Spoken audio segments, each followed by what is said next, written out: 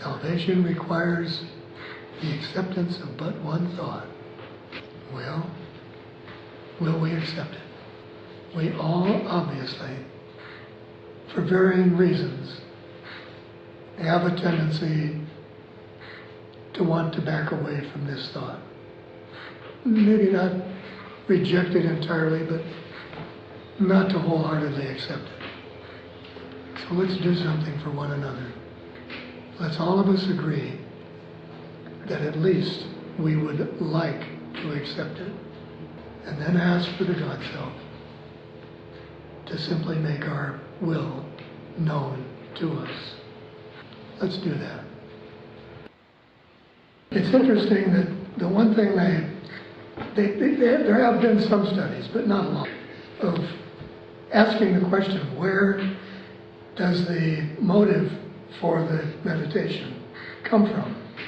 In other words, is this something that begins with the brain? Or are they simply recording in the brain something in the mind that is being activated? That, of course, is a distinction between what the Course teaches and what science believes. When you would listen to Linda reading that article, what was your impression? Did you just presume that something was happening in the brain? Something, I should say, originating in the brain? And yet, how difficult is that transition for all of us to make? That's the big one. I'm saying that whatever is showing up in the brain is an effect that the mind achieves based upon its own self-image. Ego or otherwise? Ego, particularly. Otherwise, we're not even talking about a brain. Okay. The brain is distinctly a part of the body. Its sole function is to make the body work. Just before we get started with our discussion today, I'd like to have you join me in just acknowledging the presence of our God Self in this discussion. The God Self is always present, so we're not asking for that to happen. We're just asking for our awareness to embrace it. And the reason that I'm wanting us to do that is because these next two lessons, number 93 and 94, are, in my opinion, the crux of everything the Course teaches.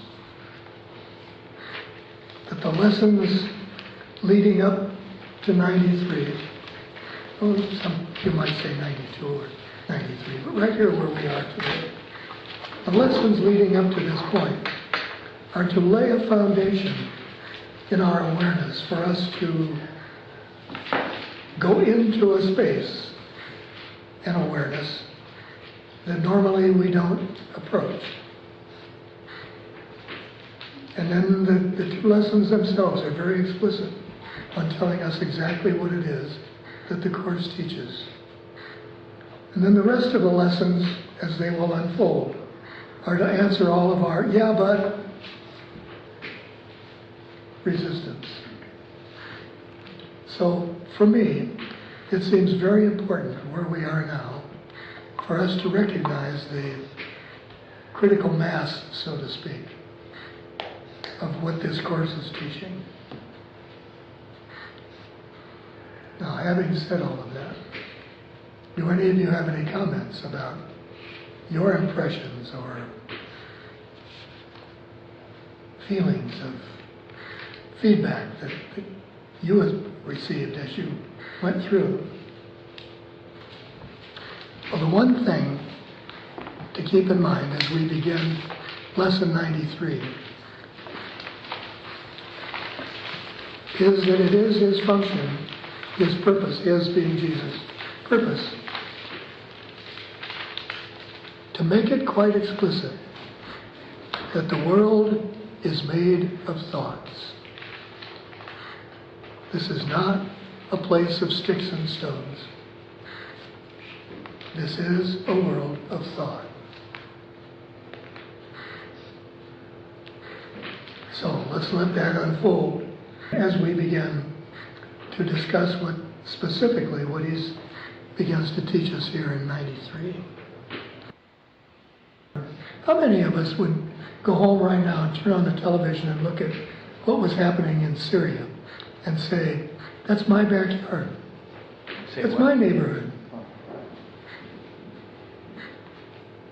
No, we can't. But can you believe that what you're looking at, that you are telling yourself is happening there, are only the thoughts that are running through your mind about it?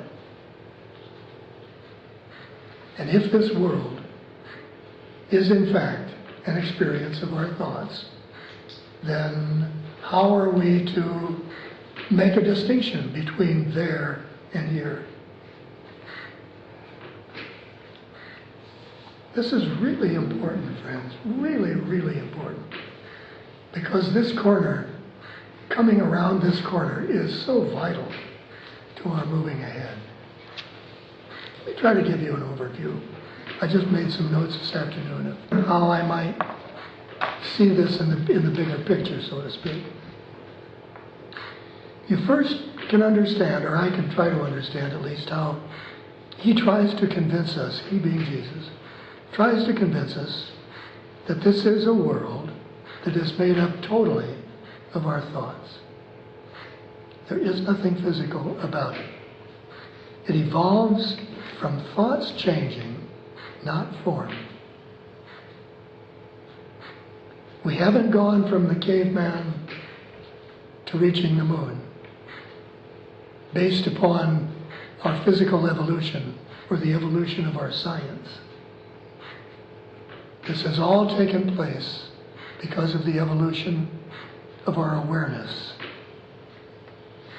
We don't know right now what that awareness is that is evolving, because we keep seeing it as a means to try to make the world better, and not just recognizing that what we're doing is having an experience of what's in there. Thoughts change as we change the meaning and the purpose that we give them. That's the evolution of our thinking. We are not beings who are born and go through an experience and then die and then are born again and come back and go through. No, that's not the way it works. We are experiencing in a continuing loop all of those consciousness thoughts that have been in the consciousness since day one. And those thoughts are primarily based upon the belief in separation, the belief in sin and separation. So here we are, believing that there's something for us to pay for, something to feel guilty about, something we've done wrong. And so we create that experience. And what's the end result? Well, we have to pay for it some way. So we die. Well, wait a minute, we can't die. Well, yes, we can. We're a body, so we can die. And then by some bold stretch of luck, find ourselves back in a body again. How in the world did that happen? So now we have to ask ourselves, what's the distinction between all of these thoughts that just keep running rampant through our consciousness, keep bringing us back to the same experience, different form, but essentially the same experience? What is it that makes up the distinction between whether or not these thoughts are true or not true? If they're not true, then the story we're telling obviously has no meaning. But if they are true, then we better know why we believe they're true. Well, we believe they're true because we believe they're true. We don't have a reason. But do we have any parameters, let's say, for understanding what is not true? Well, the most basic one we have is whether or not something is eternal. There are several different ways that we can judge, separate truth from illusion. But the most easily recognized is whether or not it is eternal. Is it whole? Does it speak of loving? Yes, we can go into all of those things, but it's essentially, if something is eternal, then it's real. If it's not, then there isn't any way to stretch it into something that is.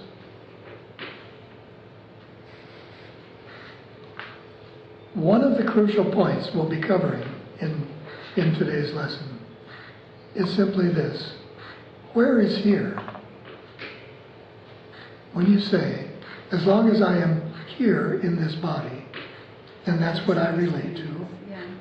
This is part of our learning, Teresa, that the idea, the concept of here is one that is constantly changing.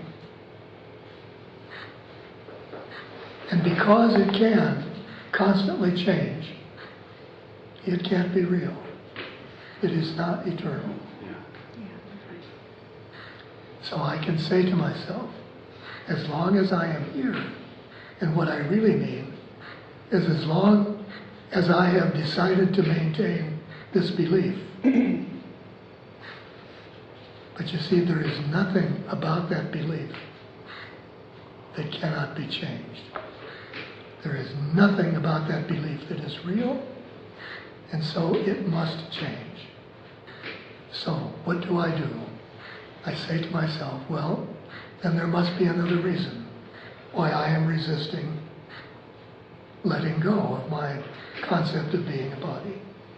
There must be another reason. So please help me to see what that is. So what will you do? Well, what I do now is just ask the God Self to take the lead in what's happening. That's all any of us can do, honey. Okay. But to do it with an attitude that has the space for change. Yeah. Not to say to the God Self or to any guide that you might think you have, help me, when you know down deep that what you really want is for the truth to change. We're never asked to stretch beyond where we can comfortably go. Initially, that may seem like a real hard thing to do.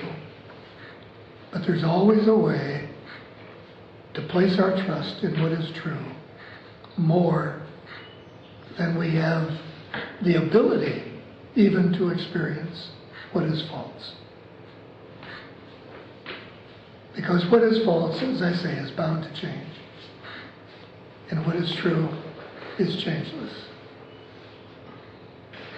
Don't be mistaken about something else. Don't believe that you have to accept this before it's true. The light of God, what is the lesson title? Light and joy and peace abide in me. Not when you get it, but right now. This is not an option.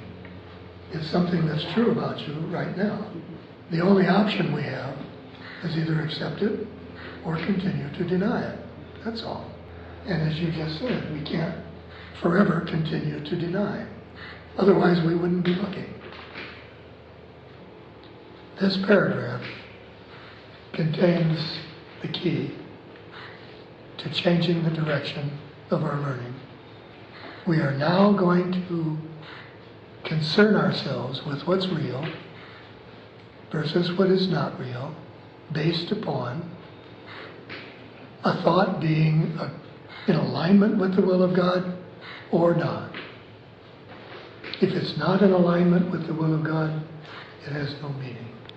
So it would seem very significant to us to be able to access that voice and learn to tell the difference. Is this an eternally loving thought? Could you use that as a basis for judging all your thoughts? I think it would be probably very difficult, but hopefully now it would get easier. May I judge every thought based upon its loving influence on me? The self you made is not the Son of God. You know, the first time I read that, I broke out laughing. And the reason I did was because I kept thinking of all of the times when I have judged this ego self as being unworthy. I mean, goodness sakes, you are the Son of God and you're doing all of this. It's not the Son of God doing all of this at all. That's the image I've made of myself. And that's a long way from the Son of God. That person that you pretend to be that I judge, so what? That's not the Son of God. There's nothing there really to judge. Therefore, this self does not exist at all.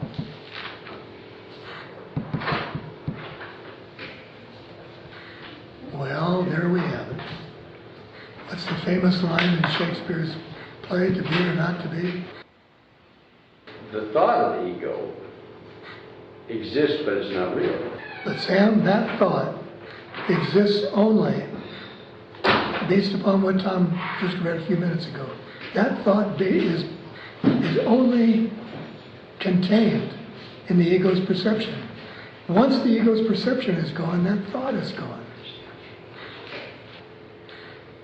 How many times have we all felt totally helpless and prayed to God to help us with this, save us from this?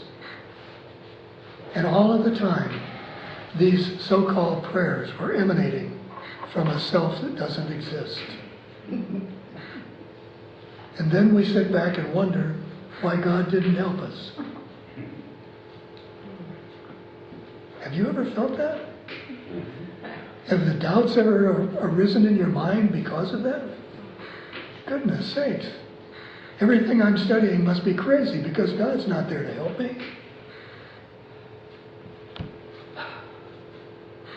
Can you see why this is so pivotal? Just to bring this change into our awareness, where we can now begin to think from a different perspective. Today we question this, not from the point of view of what you think, but from a very different reference point. From a very different reference point. Now we're going to assume a reference point of that which is in alignment with the thought of God. And only that. From that point of view, it wouldn't be that the ego is going to disappear, it's that it couldn't appear. That's beautifully put, Roger. Absolutely beautifully put. We see something that isn't there. We keep trying to change something.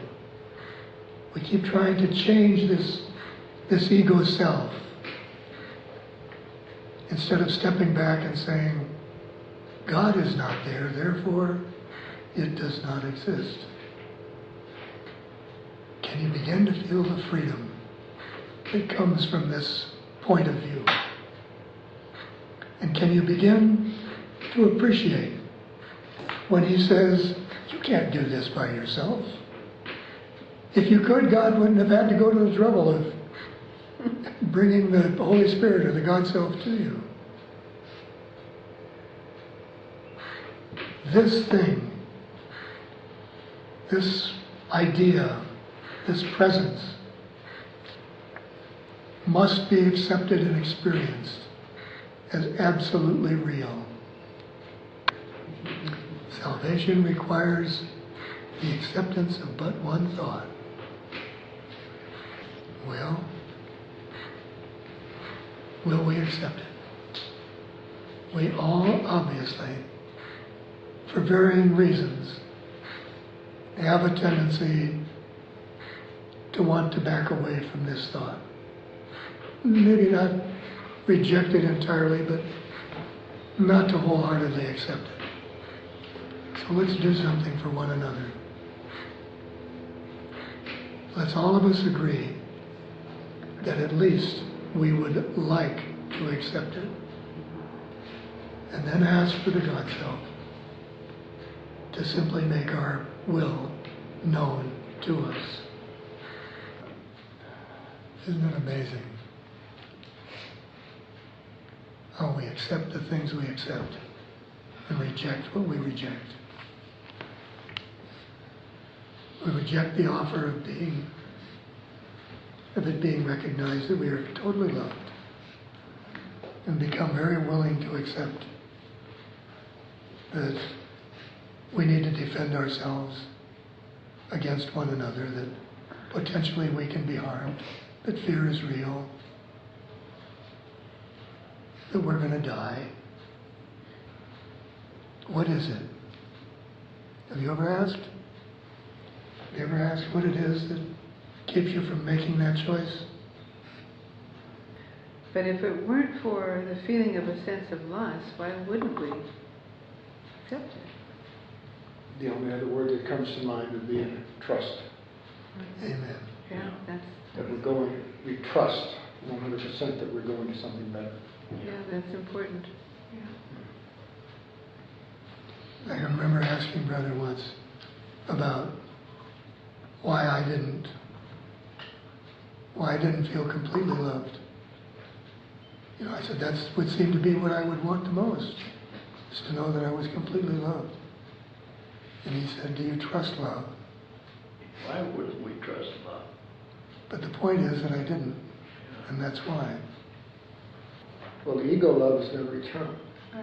There's nothing about the ego that even knows how to love. Right. But it's important equally to know that when we do experience love, that we are in a different state of mind, that it is an alternative, it is available to us. Everything changes with mind's perception, because there's nothing here except the experience of mind's perception. Nothing else is going on. And so as that mind perception changes, the world seems to accommodate it. So when you were seeing the quiet judgment chambers, were you looking through Christ's vision? I can't tell you specifically, but mechanically, I just know that things changed. I would presume so, but I don't know. Our mind is split, and you can be in two places at once. You can be watching the mind flit back and forth between its perception and its belief. What do you think a miracle is? It's when mind goes from here to here. That's all. It's a shift in awareness. And the experience that's correspondingly created is called a miracle. Something rather polar opposite, let's say, of one to the other, going from a place of abject fear to being in a place of peace. And then the experience of fear is traded for the experience of peace. Lesson number 94. I am as God created me. What we are going to be doing today, not that we haven't done this in the past, but we are going to be focusing in quite specifically on an idea that the ego presumes to be true, We just accept it as a matter of course, and yet it is one of the major contributors to our illusory dilemma. And that is the idea we call time. Time. We simply presume that time is an attribute of creation. Everything that we see, everything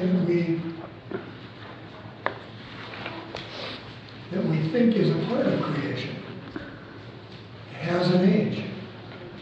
It comes and it goes.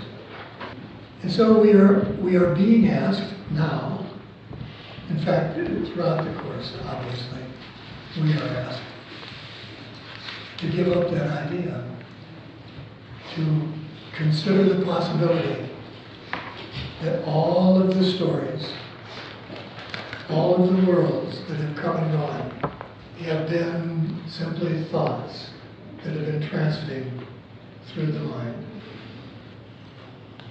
I am as God created me is a statement that time does not exist, that nothing that has happened since the very moment of creation has transpired. So what I am going to ask you to consider, just to take a moment, and I mean a brief moment, right now, and see if you can identify this moment. We'll talk about why I would like to suggest that in a little bit, but just see if you can identify this moment. If there's no time, then we have to be as we were originally created, right? That's what it's telling us, yes. I am as God created me. Just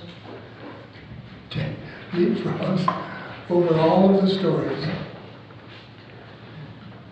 and says nothing happened. Nothing happened. The world is simply a mind construct. And what happens as we go through one mind construct after another? Nothing. And turn on the news tonight and tell yourself that nothing is happening. Look at the death and the destruction and the pain and suffering and so forth. And say to yourself, nothing is happening. That may sound like a callous statement. And yet, until the moment arrives, when we are able, honestly, to look inside ourselves and say, you know, that was just a thought. That was just a thought. Until we can do that, until we can say nothing happened as a result of that thought except the meaning I gave it. Nothing happened. I didn't change. Nothing about me was touched. Until that moment arrives, we're lost. There is no possibility for us to ever change this world, and for us to ever have an experience of being safe and loved.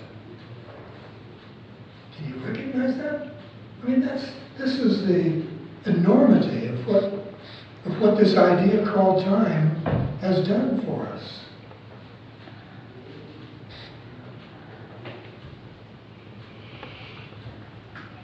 When you said to focus on this moment, what came to me was this is a moment of love. And I started feeling it, and I'm still feeling it. Brian, you just put your finger right on the key element. Because love is the one thing that we can all relate to that does not need to change. And you see, that's what we're saying here. How can all of this, how can we move past all of this? Only when we are able to step back and say, you know, nothing needs to change. Nothing needs to change. Just let your mind be with that idea for a moment. And look at the resistance that will come up. Well, if nothing needs to change, it must mean that our perception of what has gone by is entirely mistaken, doesn't it? Entirely mistaken. Now, don't you see, now we are able to begin to change our mind.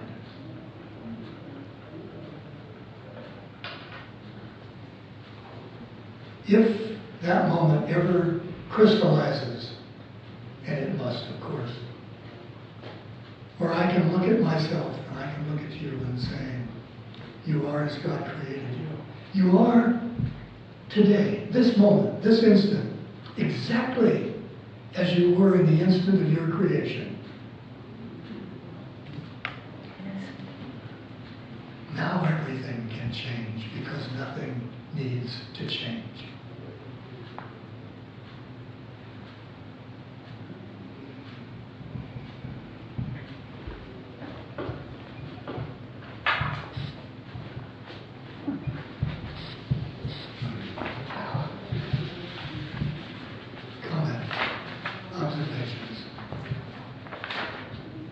Now everything needs to change because nothing needs to change. So that's two levels I think you're talking about.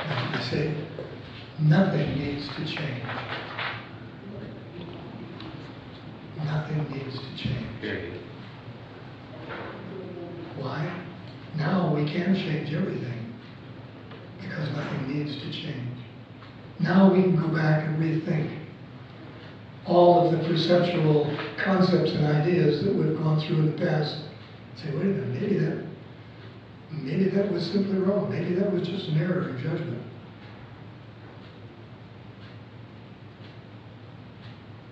You see, everything that we've been trying to do, whether we have recognized it or not, has been an attempt for us to change what God created. No, and more than that, it's a belief that we have changed what God created. Yeah. I get what I'm getting from that is we're always trying to prove to ourselves that we are separate when in essence, we actually never be. It can't never be any. And yet that's what we're constantly telling ourselves that we need to do. We need to separate ourselves from the past. We need to separate ourselves from one another. We need to look at the person who has done all of the terrible things and say, thank God that's not me.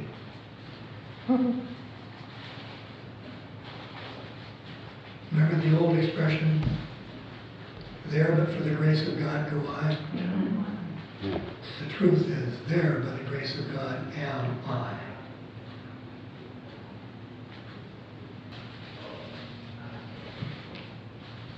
What's coming up for you? Can you begin to feel a little rising excitement? Yeah, you took time back long before I had time. I had time back maybe a few thousand years or something. But you got it right back to the very beginning. And it's like, whoa, wait a minute. Moment one, that's the moment we're considering. What's the difference between moment one and this moment? Just the story. Just the stories, yes, Brian, yes, just the stories that have been filtering and filtering and filtering through over and over again. What kind of a story do you suppose there would be if we were just willing to accept creation the way God created it? There wouldn't be a story. We're way past the stories, but what would it be like? Why are we resisting? Why are we resisting? We read God's will for us is perfect happiness. Yeah. My goodness. What's wrong with perfect happiness? Yeah.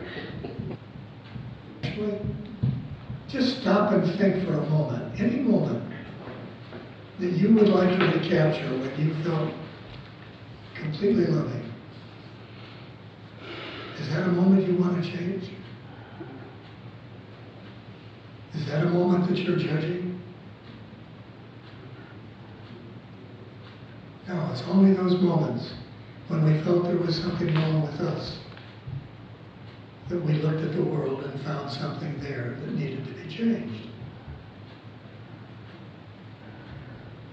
Now, can you let yourself begin to get excited?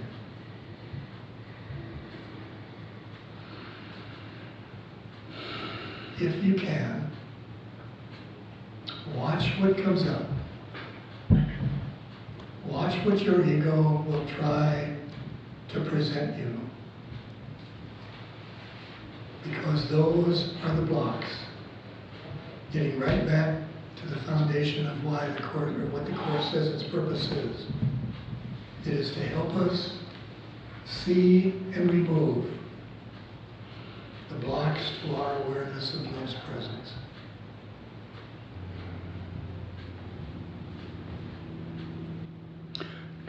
Tom, there's an interesting, this I was struggling with today, is that there's in the text that in order to see one separate from another, that we have to have an agreement of two minds that agree to see each other as separate. If you change your mind and drop that agreement, then neither you or the other person can experience the continuation of the dream. That's true. That's just basic logic. Once you get to two, you have become separate. So if there are any two minds that see alike, you're not going to see alike. You've seen separateness.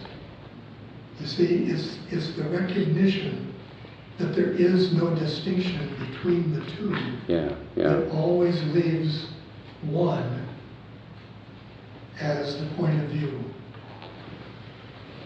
Did you have the same perspective at that point? Yes. Yes, if there's no need for you to be different from me, then what are you going to see that distinguishes you from me? You can only see the unity between the two. Yes. Yeah. And most importantly, the way that's going to show up is when you no longer see the distinction between the Creator and what was created, between you and God. The whole concept of salvation is done at that point, Sam. There's nothing more to be saved from. Why do we want to keep hold of those old memories? I don't. See, the only evidence we have is whether or not we continue to judge someone else for them. And when you see yourself as you don't anymore, judging yourself for, judging others for what you think is wrong with you, well, you let it go.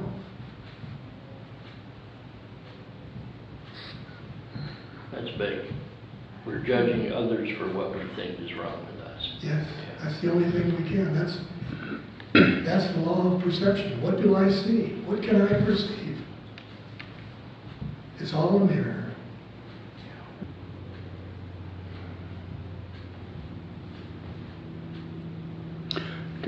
Tom, there's an interesting, this I was struggling with today, is that there's in the text that in order to see one separate from another, that we have to have an agreement of two minds that agree to see each other as separate. If you change your mind and drop that agreement, then neither you or the other person can experience the continuation of the dream. That's true. Sam, that's Yeah. just basic logic. Once you get to Yeah. two, you have become separate. So if there are any two minds that see alike, Mm-hmm. you're not going to see alike. You've seen separateness. You see, it's the recognition that there is no distinction between the two Yeah, yeah. that always leaves one as the point of view. Did you have the same perspective at that point? Yes. Yes, if there's no need for you to be different from me, Mm-hmm. then what are you going to see that distinguishes you from me? You can only see the unity between the two. Yes. Yeah. And most importantly, the Yeah. way that's going to show up is when you no longer see the distinction between the Creator and what was created, between you and God. Yeah. Just Yeah. that sentence, you and God, of course, is It said, I think it would follow that was that you're put kind of like directly on the path to salvation at that point. the whole concept of salvation Yeah. is done at that point. Sam. Mm-hmm. Mm-hmm. There's nothing more to be saved from. Mm-hmm. Mm-hmm.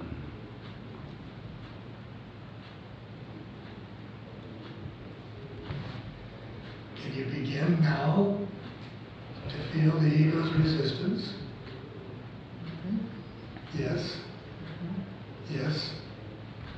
So you know why the ego does resist. Why the ego needs to sit here, to see us all sitting here at this table, every one of us looking different, Mm-hmm. every one of us seeming to have a different history. The idea, the concept of differences is what we feel is needed in order to identify who we are. In other words, in order to simply be who we are. There's got to be a difference between you and I. And that's the part that we don't understand correctly.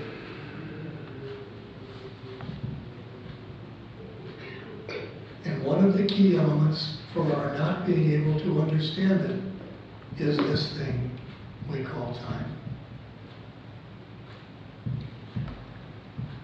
So I'm just introducing that as kind of an overview. And what I'd like to do is to go ahead, move through lesson 94, and then I'd like to have a skip over, and if we have time, go to lesson number 99.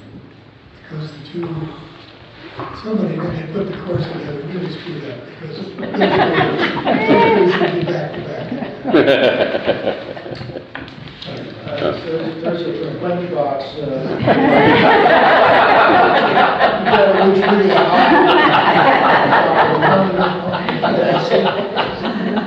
I've asked this before, but this amnesia thing seems to happen at times.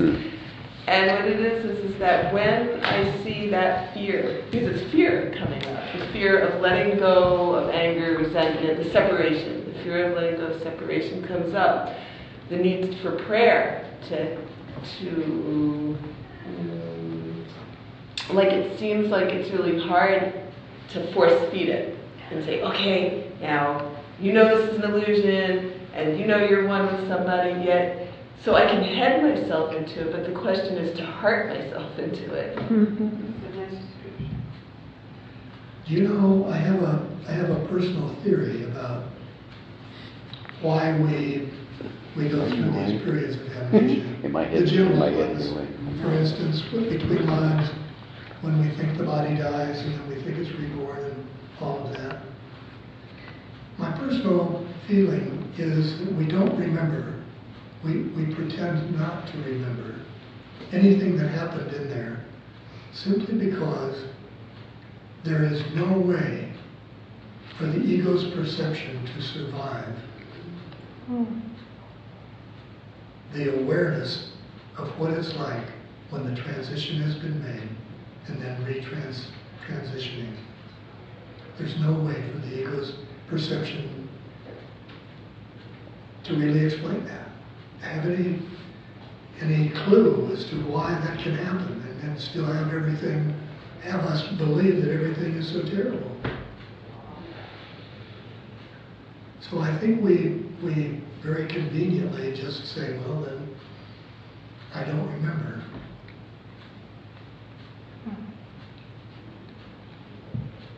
But of course, it's all right there.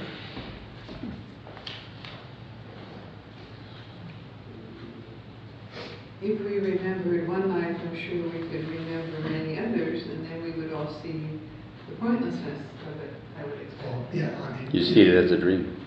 Yeah. if you saw that Yeah. you never died, what's the point of all Yeah, this? why are we Yeah. continuing to Oh. do this over and over and over?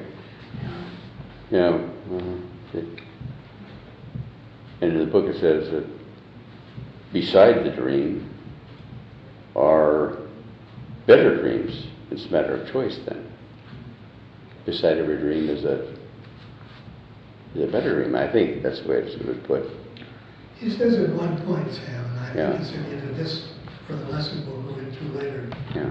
about the Christ has dreamed a dream which leads away from dreams. A little strange too, isn't it, to say the Christ has dreamed. But since we are the Christ, and Yeah. since we are dreaming, why? We're dreaming. There we have it. That's the inevitability then. If we're the Christ, then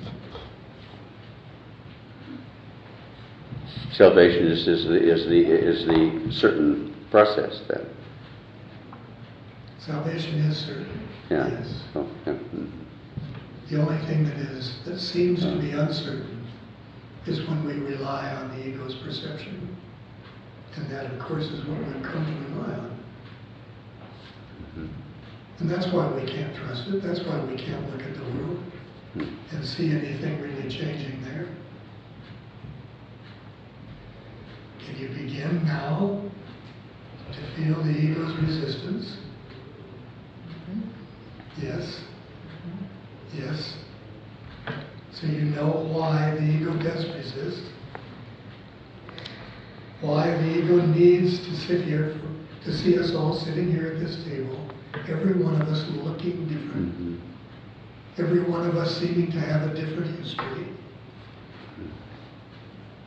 The idea, the concept of differences is what we feel is needed in order to identify who we are. In other words, in order to simply be who we are. There's got to be a difference between you and I. And that's the part that we don't understand correctly. And one of the key elements for our not being able to understand it is this thing we call time. My personal feeling is that we don't remember. We pretend not to remember anything that happened in there simply because there is no way for the ego's perception to survive the awareness of what it's like when the transition has been made and then transitioning. There's no way for the ego's perception to really explain that. Have any clue as to why that can happen and then still have us believe that everything is so terrible. So I think we very conveniently just say, well then, I don't remember. But of course, it's all right there. If we remembered one life, I'm sure we could remember many others, and then we would all see the pointlessness of it, I would expect. If you saw that Yeah. you never died, what's the point of all Yeah, this? why are we Yeah. continuing Oh. to do this over and over and over? And in the book it says that beside the dream are better dreams. It's a matter of choice then. He says at one point, Sam, and I Yeah. think it's in either this or the lesson we'll go into later, Yeah. about the Christ has dreamed a dream which leads away from dreams. A little strange too, isn't it, to say the Christ has dreamed. But since we are the Christ, and Yeah. since we are dreaming, why, We're dreaming. there we have it. Salvation is certain. Yeah. Yes. Oh, yeah. Mm. The only thing that seems to be uncertain is when we rely on the ego's perception. And that, of course, is what we've come to rely on. Mhm. And that's why we can't trust it. That's why we can't look at the world and see anything really changing there. Look at the world sometime through the lack of filter, so to speak, of your God self. The ego's perception is always the filter of something is wrong. But you look at it without that filter in place, where nothing is wrong. And it's a pretty different world. I've told you before that experience I had with him, with Jesus at the Sanhedrin. And it was just, I don't know why I would ever doubt again after that. But I'm a hardhead, but to see it, to see something that is right in front of you totally change, simply because you've seen it from a different point of view, with a different outcome in mind. You see what we're saying? We're saying that these ideas that we filter through the mind create an experience that seems like sticks and stones are simply ideas. He's not kidding when he says nothing has any meaning except the meaning you give it. And if you change the meaning of something, you obviously change the outcome of everything. You changed the dream. You change the dream, Sam. But more importantly, you open your mind to letting go of the need to dream at all. And I ask again, if God's will for me is perfect happiness, what's wrong with that? Why would I keep wanting to turn away from it? And yet is my will for you perfect happiness? When I judge you because you cut me off in traffic, is my will for you perfect happiness? Well, if it isn't, then come on. What can I expect? What have I set up? What are the thoughts that I'm feeding into this grist mill? It just doesn't seem possible, does it? It just does not seem possible that the eyes that see nothing. They see nothing except mind's perception of what it thinks is true. Why do you think forgiveness, that simple concept of forgiveness, why do you think that is at the basis for everything that we're learning? That's what removes the blocks. That's what, yes, Brian, that's what opens our mind to seeing differently. Saying, wait a minute, this judgment I'm making, is that the way I want it to be? Is that my key to being happy? No. And yet just look at that seemingly simple choice of saying, do I want it to be that way? The ego is going to come back and say, well, who in the heck are you to decide how you want to see it? It is this way. It's not a matter of how you want to see it. Wrong. I am the Son of God. I create my own reality. I ask for and receive everything as I have asked. That's the power of my mind. I don't understand. Like, so is she supposed to say, I hate this situation, I'm confused? Like, what? Show me what's really here. What I see is pain and suffering. I know that that is not the will of God. I know that pain and suffering is not the will of God. I do. So show me what's really here. Versus, okay, I see you whole, I see this is the way, instead of you creating it, and that's doing God's creation. You see, we don't. Not yet. We don't see that. We say that's what I want to see, but that's not what we see. If we saw that, we wouldn't turn on the news and find people being killed or people being homeless or... So do we ask the Holy Spirit to show us Yes. what to see? Yes. We Yes, but here's the key. Here's the key, the main thing to remember. When you ask, this material that we're learning is to prepare us to believe that what we ask for is possible. You can't just say to the Holy Spirit, to the God self, show me how to see this differently, when inwardly you are still attached entirely to the belief that what you see is true. You see that? We're just working against ourselves when we do that. And every time we get ourselves to the precipice of saying, wait a minute, I think I'm ready to come out of the story, we find another way. We find AIDS. We find, on Kauai, we found a hurricane. We'll find the mind will conjure up anything that will seem to take away from that one premise. What I am seeing is simply my belief.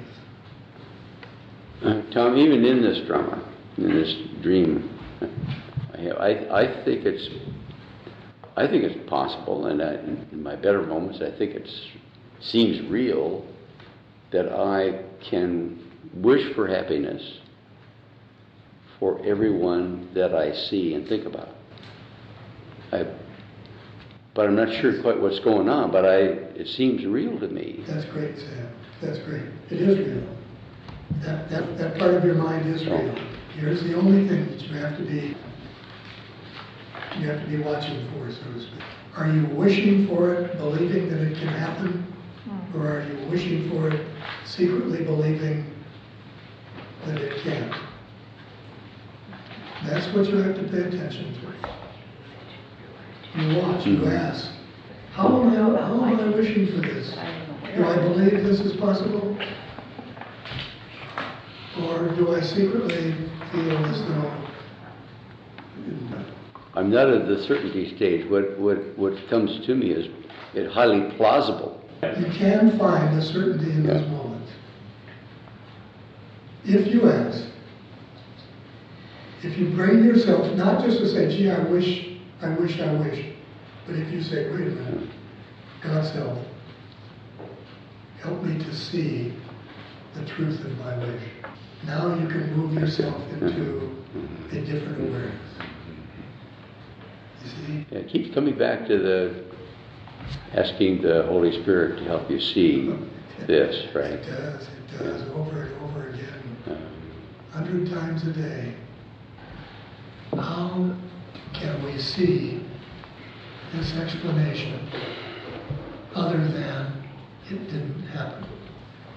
Nothing happened. All of those thoughts, all of those ideas that were flowing through, that were kicking up and creating tons and tons of experience. Did that happen? Sure, it happened. But what happened as a result of that happening? Nothing. Nothing. You introduced an idea into mind. You created an experience from that idea. Nothing changed. What God created remained exactly as He created it. Now try to reach that sun. Try to reach that you that is all of that. This is the self that knows no fear, or could conceive of loss, or suffering, or death. And you find that self. Remember what He tells us is the way we find that self. See it in your brother. That's how we move from illusion to reality. It happened. It happened. Where? Where did it happen? In the mind. And what changed? Nothing. Can you have an experience from your thoughts and turn right around and say, well, nothing really happened? You can, and we just brought it up a couple of moments ago when we talk about dreaming at night. I know I've awakened Linda on a number of occasions, pretending that what was going on in my dream was extremely real, only to discover as soon as I opened my eyes there was nothing there. It seems to me that the phrase "nothing really happened" is a phrase of duality. If you look at it from the egoic point of view, it doesn't make sense. But if you elevate the level of consciousness to the holy mind, it makes sense. Yes, that's the only way we can, Roger. That's why we have to constantly say, help me, go to the God self, and say, help me see this through your perception. Because seen through mine, it's real. If you believe in lack of anything, then when she tells you a story about her version of lack, you will believe it. That's why we all can sit here at this table and seem to agree upon the world. And yet if we got down to the minutiae of how I see that world, my world would be entirely different from yours. But because we believe in the same general concepts, yeah, we accept them all as being true. What but a plan of God? And then we recognize from lesson number 135, what could you not accept? If you but knew that everything, all events, past, present, to come, were gently planned by one whose only purpose was your good. How many times do we listen to that plan? How many times do we think we have a better one? I always thought that the plan was the physical experience and events in our life. But the plan is that we will learn to see differently. And then the events change. We are given endless opportunities to see differently. And the plan is that we will do so to free ourselves from this dream of separation and fear and body and everything. That is the plan? That's the plan. Okay. What about our emotions? Like, does this mean we would never cry over something because we wouldn't think it was sad, or we wouldn't laugh because it's not, like, I don't know, it's like nothing is real, and so I don't know, just where does the emotions? What purpose do emotions serve, honey? They're a release of what we're experiencing and seeing. Are they really? Give me an example of how an emotion would be a release. Well, either it would be to ourselves if we hurt ourselves in some way, like say get a cut, or if we see someone we love physically die, grief of their physical body leaving, or... Okay, that grief, then you're describing that grief as the emotion that would be helpful? I'm not really sure. Yeah, we've presumed a lot of that for a long time, and it's not really true. For instance, just take the example that you gave. You see someone die that you love, and you grieve. What are you grieving? What are you teaching yourself and everyone around you is real by your grieving? That it's not an illusion, that it's the truth. That it is the truth. It's real, that you can be separated. I read somewhere, and I forget now where it was, but it said emotions in this world are here for the same reason that music is in movies. It's to enhance the experience. Yeah, I guess that can be. Well, would we not cry then? Would you cry if you were only happy? I don't know. Maybe you would cry because you were happy, because you found nothing to be unhappy about. I don't know. How would we define, know, things that were not meant for us? Well, the Buddha spoke frequently of an inner knowing, quote unquote, that everyone has, and that it's accessed, which is why he was sitting under the tree for so long, which is accessed by a quiet mind. So we would call that the God Self or the Holy Spirit. But it's the same thing. It's a place within that we all recognize when we go there. So what do you think he means by letting go of things not meant for you? Anything that isn't peaceful? Anything that isn't true, anything that isn't loving. Well, what does Jesus say in the Course? Any emotion that does not leave you supremely happy is a feeling of fear. I think one of the beauties of the Course is how he teaches us so subtly at times, and at times smacking us right in the middle of the head, with the concept of what the body really is, and what the body does and what the body doesn't do. We think that we're struggling to hold on to this body because we have so many wonderful experiences with the body, right? The body doesn't play any part at all in any of the experiences we have, believe it or not. You remember the lesson we went into not too long ago? It said the body's eyes don't see, the body's ears don't hear, the body feels nothing of itself. The body feels nothing. This is the mind giving meaning to an image that it has made. And yet we are so accustomed to believing in this image that we think we can't get along without it. When in truth, it's not doing anything for us right now. How comfortable are you with that? Think of something. Maybe it's the first thing that comes to your mind. Maybe you'd have to think about it for a moment. But think of something that your body does where your mind is not involved.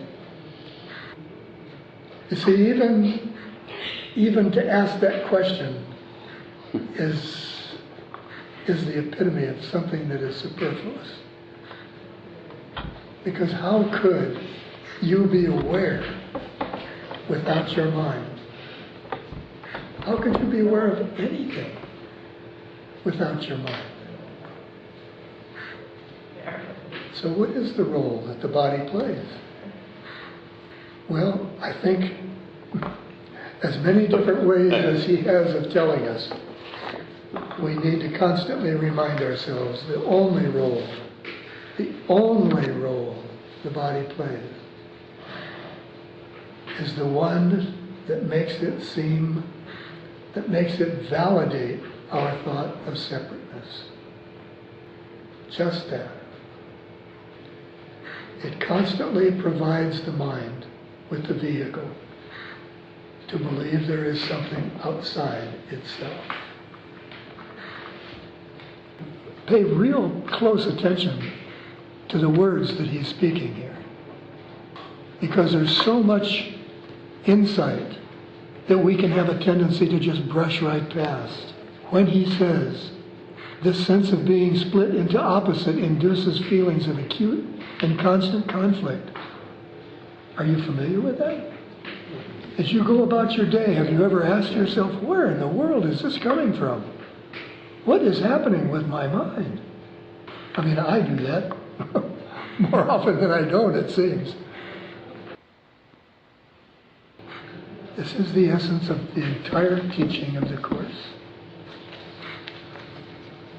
All of our constant attempts to reconcile the split in our mind, to keep the mind, keep our thought that the mind is real, that it's serving some purpose. So we constantly go through this agony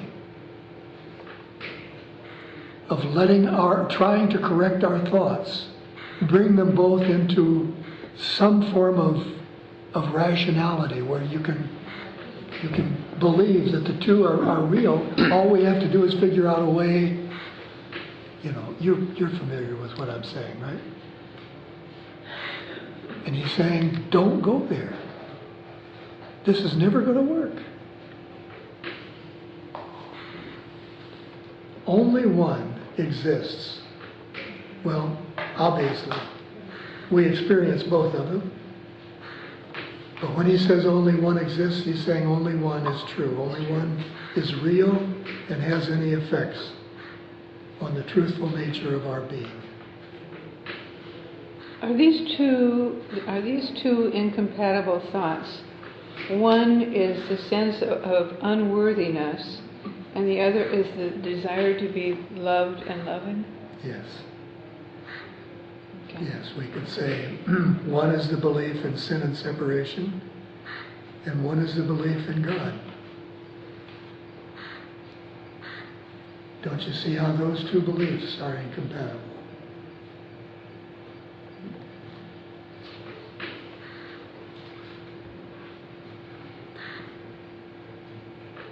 Well, if only love is real, if I can keep that thought in my mind, anything that's not love is unreal. Boy, Brian, if we could just hold on to that, Yeah. and not get on the dark side of that. Wow. How do we do that? How can we become more aware of doing that? There is a way, obviously. Forgiveness. Bingo, Sam. Bingo. Yeah. We take every thought that comes into our mind and say, hey, brother, Father, God, God's self, help me to see this differently. You know, when you say, help me to see this differently, if you're in a lot of pain, my shoulder is killing me, and I say, help me to see the thought of this pain in a different way. What am I asking for? Am I asking for a way to see that pain in a way that it doesn't bother me anymore? That's what I used to think. No, what it's saying is, show me the thought that sees myself in such a way where pain is impossible.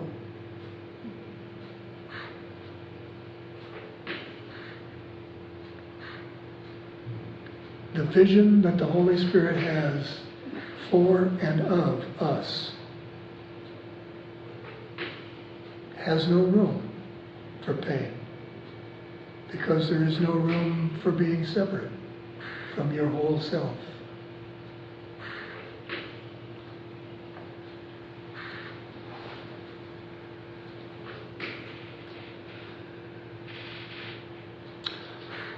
Comments? Specifically, you're still in a body though, but you can be in a body that wouldn't have any pain. So what's that little subtleness that I'm missing? Honey, the subtleness of it simply is you may or may not still be in a body that suffers pain. I don't know if you can quite pick up the distinction between those two. But the one says, I simply don't know. I am not trying to predetermine what the outcome of this is going to be. I am allowing myself to be totally open to feeling something entirely different than what my perception in the past may have said was true.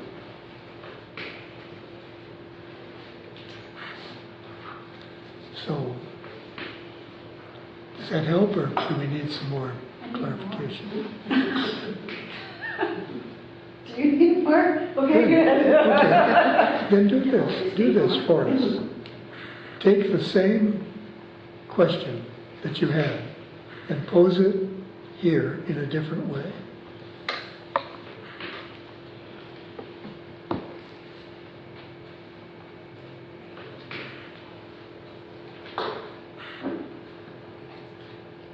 Well, you said that you ask, maybe I need to hear what you said before, what you asked. Help me see this differently, this pain in my shoulder. Yes.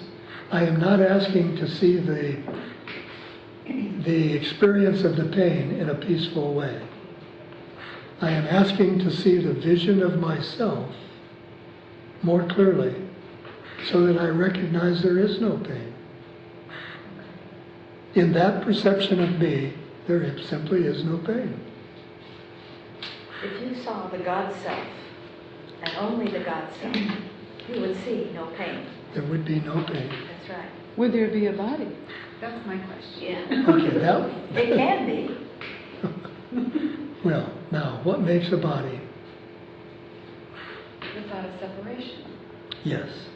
So the question then becomes, can I experience a part of myself, my body, free of pain, while I still believe in separation?